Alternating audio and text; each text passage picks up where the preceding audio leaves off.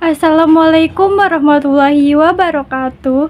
Perkenalkan, nama saya Dinda Amelia dengan NIM 22117014 dari program studi pendidikan guru sekolah dasar. Pada kesempatan kali ini saya akan mempresentasikan hasil tugas saya untuk memenuhi penilaian ujian tengah semester mata kuliah pembelajaran terpadu dengan dosen pengampu Ibu Febrianti Yuli Satriani SPDI MPD. Pada kali ini saya akan melangsungkan presentasi dengan judul penilaian otentik.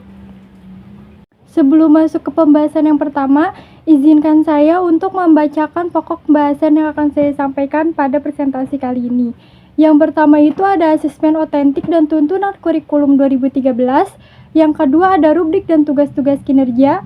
Yang ketiga ada jenis-jenis asesmen otentik. Yang keempat ada teknik dan instrumen penilaian.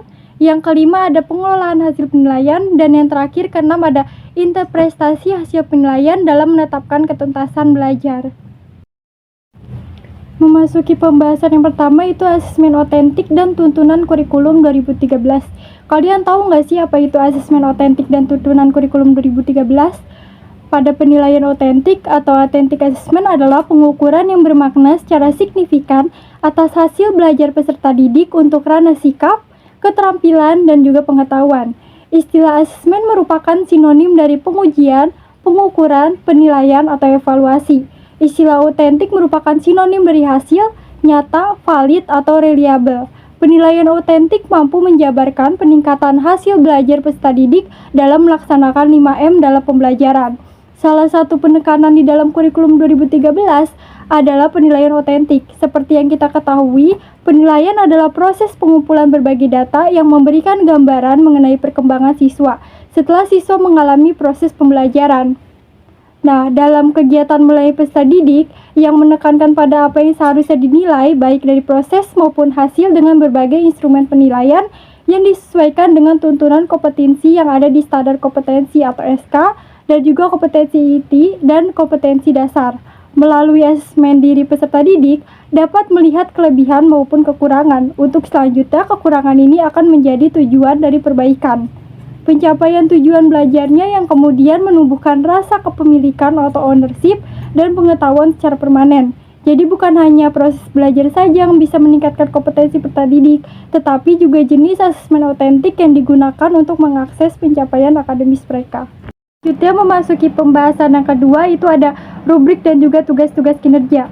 Rubrik sendiri adalah alat evaluasi yang digunakan untuk mengukur pencapaian siswa dalam proses pembelajaran dan juga pencapaian siswa dalam pembelajaran. Sedangkan tugas-tugas kinerja pada pembelajaran SD adalah aktivitas yang diberikan kepada siswa untuk melibatkan mereka dalam pembelajaran aktif seperti proyek, presentasi, atau eksperimen. Nah, rubrik adalah alat penilaian yang terstruktur dan jelas yang digunakan untuk menilai kinerja atau hasil kerja siswa berdasarkan kriteria tertentu. Tugas-tugas kinerja pada penilaian otentik siswa adalah tugas atau aktivitas yang dirancang untuk memungkinkan siswa menunjukkan pemahaman dan juga keterampilan mereka dalam konteks nyata atau juga relevan. Ini bisa berupa proyek, presentasi, tugas lain yang menuntut penerapan dan pengetahuan dalam situasi yang mirip dengan kehidupan mereka dan juga kehidupan nyata di sekitar mereka. Selanjutnya di sini ada jenis-jenis penilaian rubrik. Yang pertama itu ada rubrik analik. Rubrik analik ini digunakan untuk mengevaluasi kinerja siswa pada setiap kriteria menuntut memberi skor untuk menilai komponen-komponen yang terpisah atau tugas-tugas individu yang berhubungan dengan kinerja yang dimaksud. Nah, selanjutnya yang kedua sendiri itu ada rubrik holistik. Rubrik ini digunakan apabila seluruh kriteria dievaluasi secara bersama-sama, memungkinkan memberi skor untuk membuat penilaian tentang kinerja, karya, atau juga proses secara keseluruhan. Selanjutnya di sini saya akan memberikan contoh tentang rubrik analitik dan juga rubrik holistik. Nah, bisa dilihat di sebelah sini, ini merupakan contoh dari rubrik analik. Selanjutnya yang kedua di sini saya akan memberikan contoh tentang rubrik holistik. Bisa dilihat di sini merupakan contoh pertama dari rubrik holistik. Lalu selanjutnya contoh kedua dari rubrik holistik bisa dilihat berikut ini merupakan contoh kedua dari rubrik holistik. Yang pertama ada penilaian kinerja. Penilaian kinerja adalah hasil karya siswa, merupakan suatu bentuk asesmen otentik yang lebih mengarah kepada kemampuan siswa dalam menghasilkan suatu produk. Lalu yang kedua ada wawancara lisan. Wawancara lisan sebenarnya disebut juga penilaian kemahiran berbahasa. Seperti namanya, ini adalah kegiatan di mana siswa diwawancarai oleh guru terlibat dalam sesi tanya jawab mengenai informasi yang ingin diketahui oleh guru tersebut. Lalu yang ketiga adalah penilaian terbuka.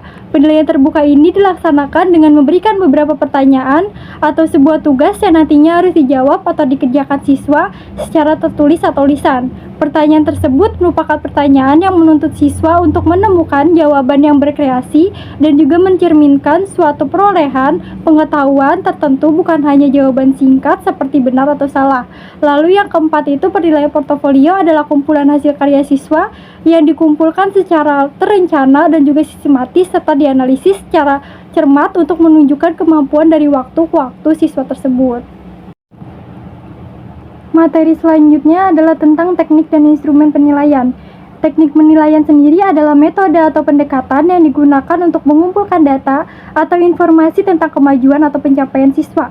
Sedangkan instrumen penilaian adalah alat yang digunakan dalam proses penilaian untuk mengukur atau menilai kinerja, pemahaman, atau juga keterampilan siswa. Berikutnya interpretasi hasil penilaian dalam menetapkan keputusan belajar. Hasil penilaian dapat diinterpretasikan dengan membandingkan kinerja siswa dengan standar atau kriteria yang telah ditetapkan sebelumnya. Dengan mempertimbangkan informasi tersebut, guru atau evaluator dapat menentukan apakah siswa telah mencapai tujuan pembelajaran yang telah ditetapkan atau tidak. Materi yang terakhir adalah pemanfaatan hasil penilaian. Hasil penilaian adalah untuk memberikan umpan balik yang berguna kepada siswa, merancang rencana pembelajaran yang disesuaikan, atau menyesuaikan metode pengajaran untuk memenuhi kebutuhan individu siswa. Pemanfaatan hasil penilaian secara efektif memerlukan kolaborasi antara guru dan siswa untuk memastikan bahwa umpan balik yang diberikan relevan dan bermanfaat bagi perkembangan pembelajaran siswa. Berikut sekian penyampaian materi dari saya. Wassalamualaikum warahmatullahi wabarakatuh.